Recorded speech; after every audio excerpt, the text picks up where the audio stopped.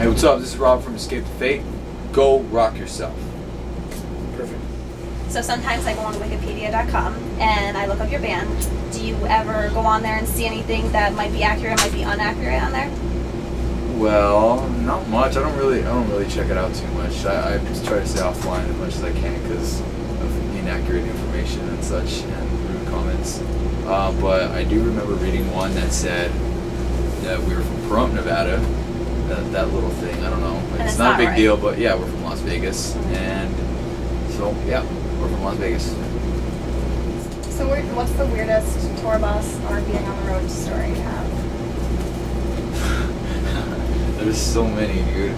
I don't know. I remember once walking into the back lounge, had my camera, and I was gonna go see what was going on. I just picked up my camera, was recording. I was gonna make fun of my friend, and well, there happened to be an orgy going on back there. And, oh my! I mean, full on, like, I mean, like, a lot of people were back there, and it was very hot and very steamy. And one crew member in particular was in the back, like he wasn't partaking in the actual insertion of anything. Oh, no. So he was sitting there back there by himself with a red ribbed condom. No one else was taking care of him, so he had to. It was bad. Yeah, I don't like that at all.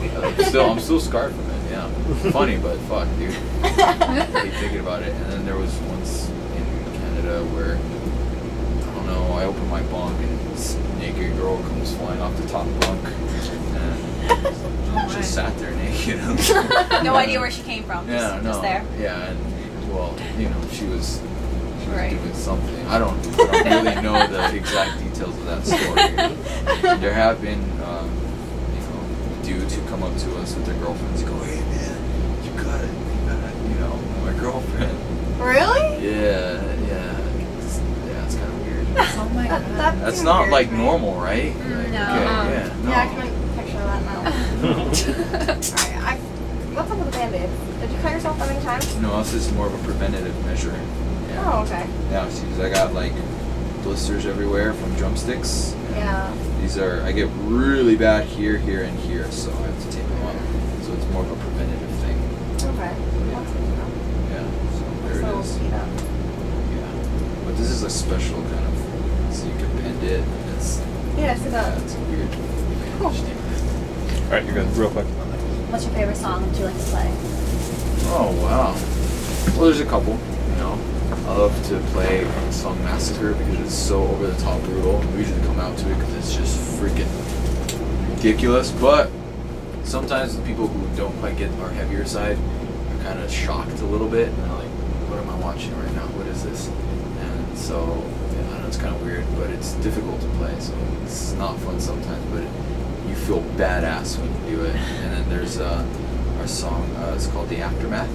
And that song is just like us showing off our skills and everything, and it's epic and it feels incredible. Like I feel like a real musician when I play that. Like if I could actually get through the song without messing up, which is rare, then I feel incredible. I don't think anybody notices. No, they do. It's a hard song. So. I'm sure if you mess up, it's only your band crew that notices, somebody else. Oh, and, well, the band and crew definitely do notice, and they let me know. They're like, That sounds rough. "It sucked today." I'm like, what? I thought it was awesome. So what's the craziest thing growing up on stage? A fake leg? Oh! I'm just kidding. I made that up just now. So I thought that'd be. I don't know, dude. There's nothing really too weird. Just the standard bras and panties and water bottles and shoes. I don't know. There's nothing in particular. We did one time though. It was on a Warped Tour.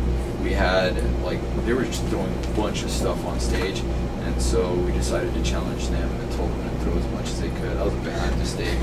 Ice flying, shoes, and pictures of other bands and all kinds of shit. I don't know. But That does sound like the worst. nothing too out there, Kind of opposed to the favorite song. Do you have a favorite city that you guys played in? Favorite city? Yeah. Oh, well, Albany, because they have the best rock station. Yeah. That's very true. But I don't know. There's different ones that I don't know. I tend to lean towards Sydney, Australia, because that city is amazing. It's beautiful. The weather's incredible. Awesome beaches. You know, the fans are always awesome. We play like the biggest shows that we play headlining are there, and I don't know, but there's also this Manchester in England because I don't know, just the fans. I don't know, they just are wild when we play our songs for some reason. They don't like to just sing along. They go crazy, and That's so, awesome. That's what I so love. the city itself sucks. It's gloomy and gray, just like the rest of the country. But you know, the people will make it incredible. You know. What the hell is? Oh, he's warming up. You went to Rock on the Range, right? Yes. Did you stay and watch any performances? Yes. What was your favorite?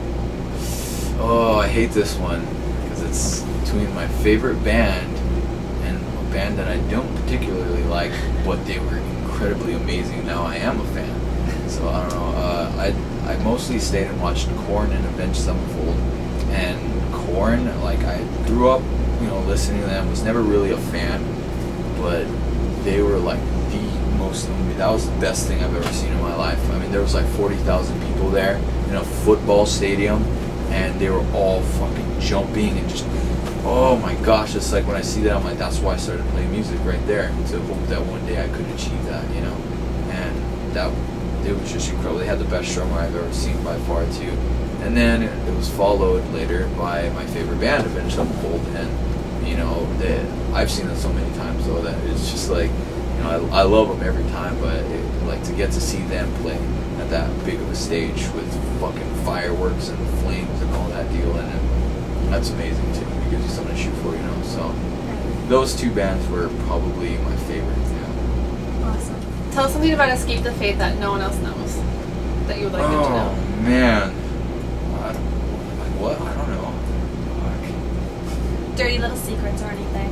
Oh, dude. I don't know. Something about Escape the Fate, who knows? What do they know? They don't know shit. If they don't like Escape the Fate, why should they? Oh, hold on. Something you don't know about Escape the Fate.